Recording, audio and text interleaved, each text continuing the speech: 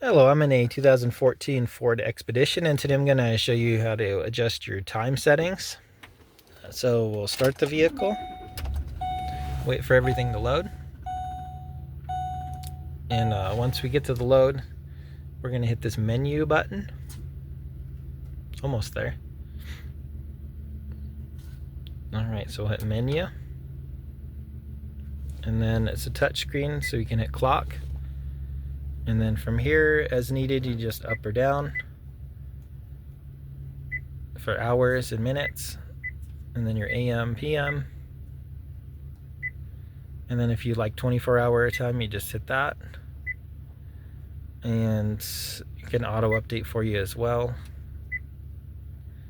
And that's it. You can turn off the display if you don't want to see it at all. But otherwise, I hope that was helpful for you, and hope you have a wonderful day.